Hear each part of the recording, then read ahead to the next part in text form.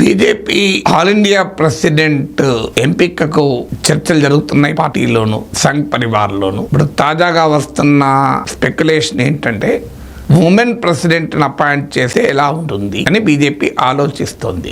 దానికి కూడా కారణం ఏంటంటే ఇప్పుడు ఆల్రెడీ సెన్సెస్ జరగబోతోంది. 2026 సెన్సెస్ తర్వాత డీలిమిటేషన్ ప్రక్రియ జరుగుతుంది. 2029 లోక్సభ ఎలక్షన్ల ముందు డీలిమిటేషన్ ప్రక్రియ పూర్తవుతుంది. సో డీలిమిటేషన్ అయ్యాక మహిళా రిజర్వేషన్ చట్టం అమల్లోకి వస్తుంది. ఇది పార్లమెంట్ ఆమోదించింది. 1/3 of members of Lok Sabha, members of assembly ఉమెనే ఉంటారు.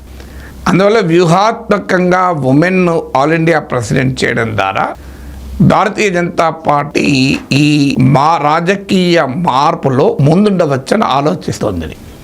ఆర్ఎస్ఎస్ కూడా ఈ వ్యూహాన్ని సమర్థించింది అని వార్తలు వస్తున్నాయి. సో ఎవరు మరి ఇందులో ముందు వరుసలో ఉంటారు అంటే అగైన్ ఉమెన్ తో పాటు సౌత్ ఇండియాకు చెందిన పొలిటికల్ లీడర్ల పేర్లు వినబడుతున్నాయి. మొదటి పేరు నిర్మలా సీతారామన్, రెండవ పేరు దగ్గుపాటి పురంధేశ్వరి, మూడో పేరు వనతి శ్రీనివాసన్. ఇంట్రెస్టింగ్ ఏంటంటే ఈ ముగ్గురు సౌత్ ఇండియన్స్. కానీ మొదటి నుంచి బీజేపీకి ఇబ్బందిగా ఉన్న ప్రాంతం south India, south of India's అంటారు. అందుకే బీజేపీ మొదటి నుంచి కూడా సౌత్ లో పెనట్రేషన్ కు ప్రయత్నం చేస్తూ వచ్చింది. సౌత్ ఇండియన్ లీడర్స్ ను పికప్ చేస్తూ వచ్చింది. మొదటి నుంచి కూడా సౌత్ ఇండియన్ లీడర్స్ ను గుర్తించి వారికి ప్రాధాన్యత ఇవ్వడం ద్వారా భారతీయ జనతా పార్టీలోనే ఉన్న ఈ నార్త్ సౌత్ డివైడ్ ను తగ్గించుకోవాలి అనే ప్రయత్నం చేస్తున్నారు.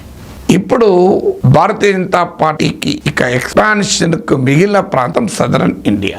ఉమెన్ లీడర్ కొరకు భారతీయ జనతా పార్టీ ఆలోచిస్తోంది అని అంటున్నారు. ఎందుకంటే రాహుల్ గాంధీ క్రిటిసిజం కూడా ఉంది. ఆర్ఎస్ఎస్ లో మహిళలకు చోటు ఉండదు, ఎందుకు ఆర్ఎస్ఎస్ లో మహిళలు తీసుకోరు, ఇలాంటి విమర్శలు కూడా రాహుల్ గాంధీ గతంలో చేశారు. సో అందువల్ల రకరకాల వ్యూహాత్మక కారణాల రీత్యా ఉమెన్ లీడర్ ను ప్రెసిడెంట్ గా చేయవచ్చని, అందులో సౌత్ ఇండియన్ నుంచి వచ్చే ఉమెన్ లీడర్ ను చేయవచ్చని పెద్ద ఎత్తున జాతీయ రాజకీయ వర్గాల్లో వస్తున్న స్పెక్యులేషన్.